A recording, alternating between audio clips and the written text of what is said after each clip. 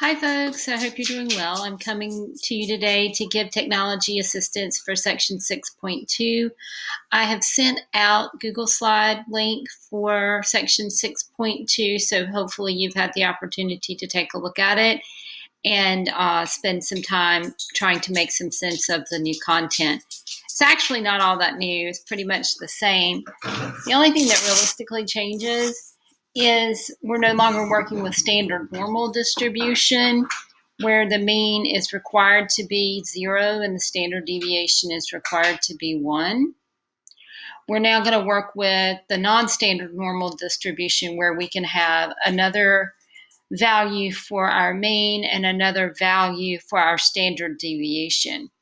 Will we have to find this? No, we won't have to find this, as it will be given to us in context, so we do not have to find it. It will be given inside of the word problem.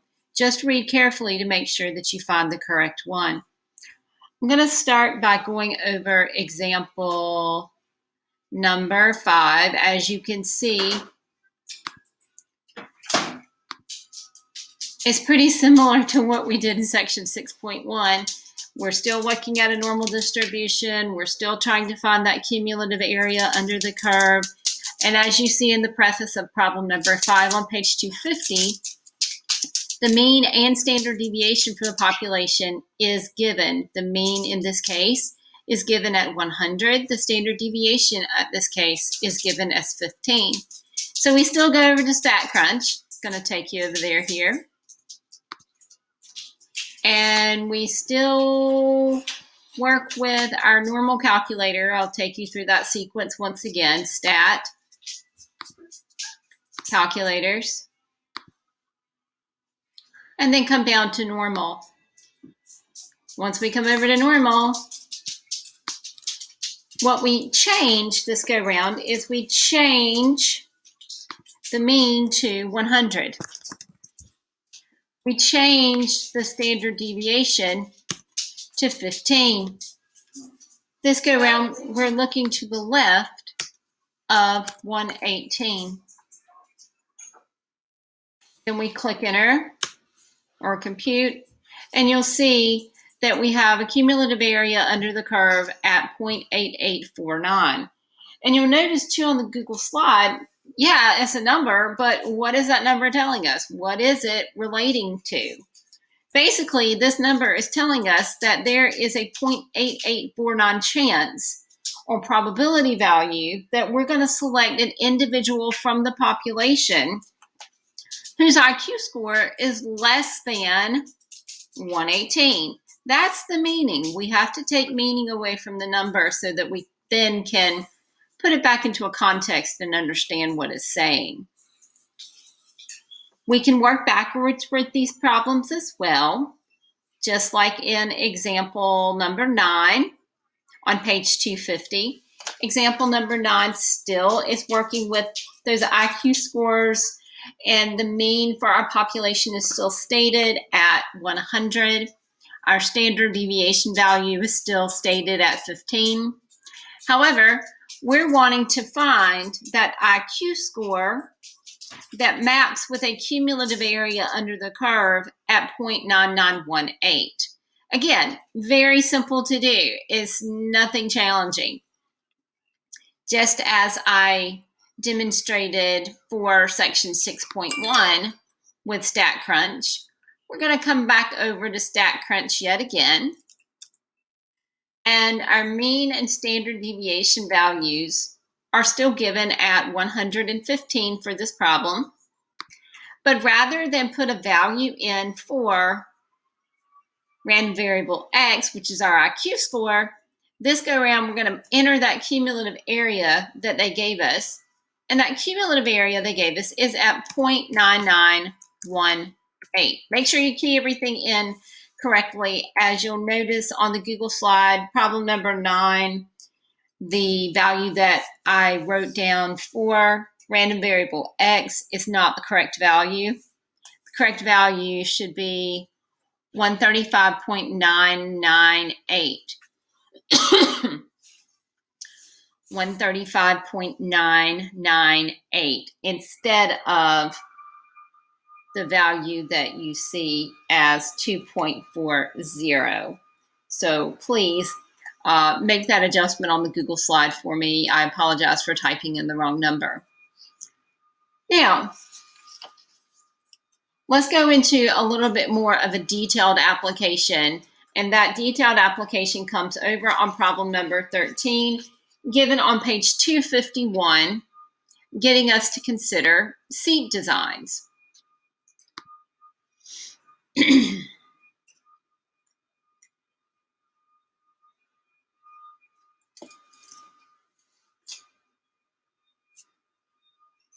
Like my hat, hope you guys do. We're just trying to make it all work together, I suppose, right?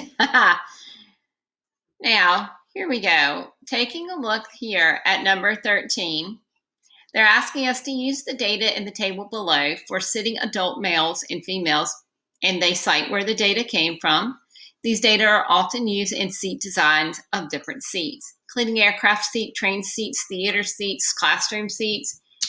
And they separated out by gender, saying, all right, we've got males that have their mean for the population to be 23.5 for our back to knee length standard deviation value at 1.1 inch. And they also state the population is going to distribute itself normally, which is key. Otherwise, we cannot use normal distribution to move forward with our probability calculations. Likewise, the same for females. Their mean back to knee length is at 22.7, standard deviation value at 1.0 inches, with a population that distributes itself normally. The rest is easy peasy. Just pay attention to the gender that you need to find your probability value for, which in this case, for number 13, they're asking us to find the probability that a male has a back to knee length less than 21 inches. Now, we'll just come back over to StatCrunch yet again. Be sure to change your mean and standard deviation values. Mean and standard deviation values for our males are 23.5. and standard deviation value is at 1.1. And in this case, our random variable X value, which represents the male back to knee length measurement, was given at 21 inches. Pay attention to the wording given in the problem. Less than implies that we're looking to the left. So be sure that you utilize the correct inequality symbol inside of StatCrunch based off of the wording given inside of your word problems. That can be a source of error for students. When we click compute, you will see that there is a 0.0115 chance that we're going to select a male who has a back to knee length measurement that's less than 21 inches. Now, 15 is done the same way, but when we look back at 15 on page 251,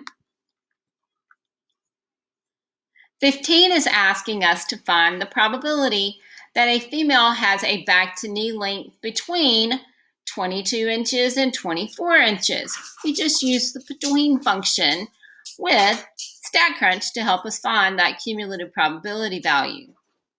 So let's jump back over to StatCrunch. Be sure to change your mean and standard deviation values because we're working with the female measurements, not the male measurements.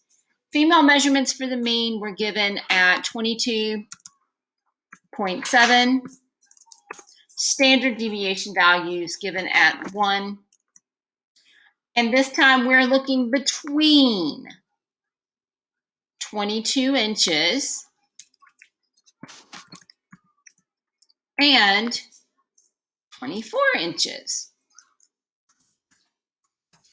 And then we click compute. Pretty straightforward. Easy peasy. We will see there that there is a probability value at 0.6612.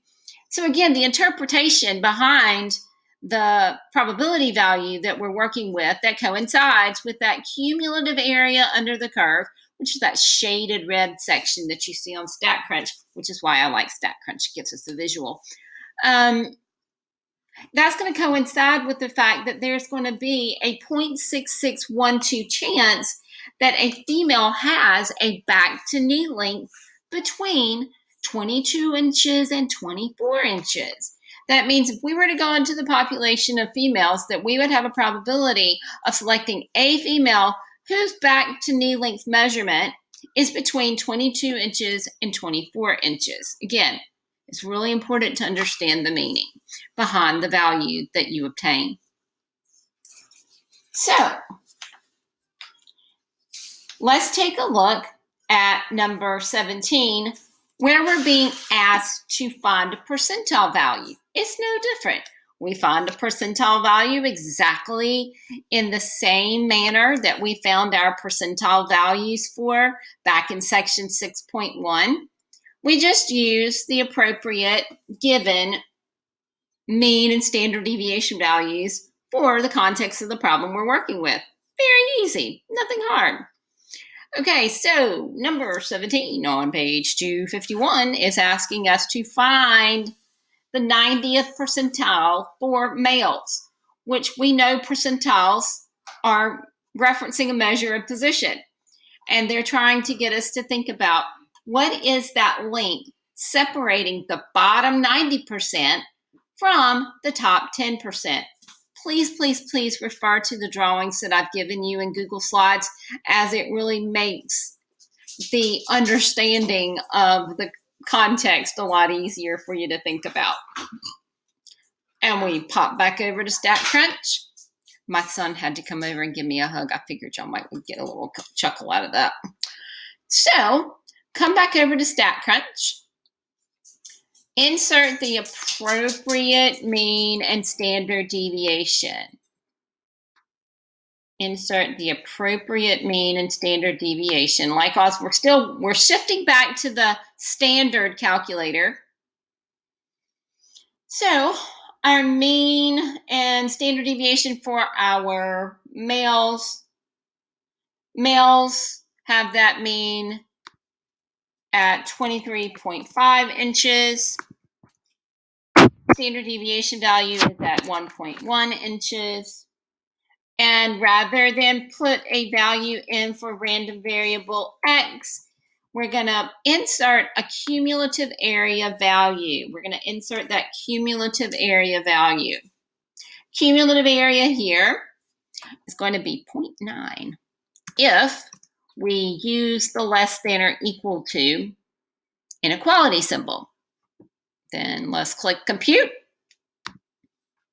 Yippee skippy, we see that the back to knee length measurement for males that separates the bottom 90% from the top 10% is going to be 24.9 inches. Or if you want to carry two decimal places, 24.91. Pay attention to what StatLab asks you to do, because as we know, it does get grumpy about the number of decimal places that we choose to carry. So, easy peasy, nothing too hard. Now, the last one that I'm going to go over with you today is getting us to think about significance. And this is really important for us to understand. As we have talked about significant values, we've talked about the importance of recognizing whether outcomes are significantly high, whether an outcome is significantly low. We've talked about that significance in the context of the range rule of thumb, mean plus minus 2 standard deviations of the mean. We've also talked about it from the perspective of using probability to determine whether an outcome is significant or not, which is what number 19 gets us to think about. We've always defined up to this point that small probabilities have significance in our world. Small probability thus far has been 0.05. However, The context of the problem gets us to go even smaller. They're going to use a criteria that a value X is significantly high if probability of X or more is less than 0.01. And a value is significantly low if the probability of X or less is less than 0.01. They're asking us to find the back-to-knee lengths for males, separating significant values from those that are not significant.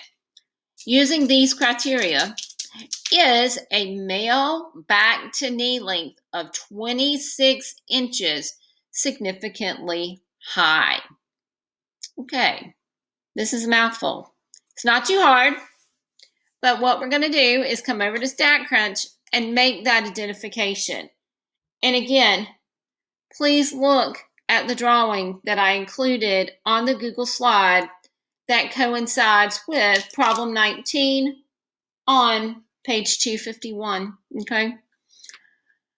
So now, StatCrunch, and we need to find significantly high, significantly low. That 0.01 is coinciding with a cumulative area of 0.01. And we're going to do less than 0.01, but make sure that you have the appropriate mean and standard deviation for the gender in which you're working with, okay? So mean in this case is 23.5, and standard deviation is still 1.1 as we are working with the male gender again. So less than or equal to 0.01. Let's hit enter. So the back-to-knee length measurement, that's kind of our cut point for significantly low, is 20.94 or 20.9 as noted on the Google slide. Same idea, but now we need to find that cut point for significantly high. I'm going to change my drop down to greater than, but I'm going to change my area value to 0.01. I'm going to compute. And this go round, you'll see 26.06 or 26.1 if you round to one decimal place. Now, the question was, is 26 inches significantly high? Well, by the criteria that was set forth, in this case, no, it's not. It's not, because it's within those values that you see on the picture given in Google Slides for number 19. 26 is within our non-significant values, so life is good. I gave an additional example on the Google Slides.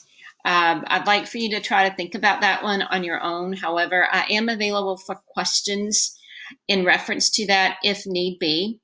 If you want to do a Google Hangout or a Google Chat or a Collaborate session inside of Moodle, I'm happy to do that. You just need to message me via Remind to let me know that is something you would like to do.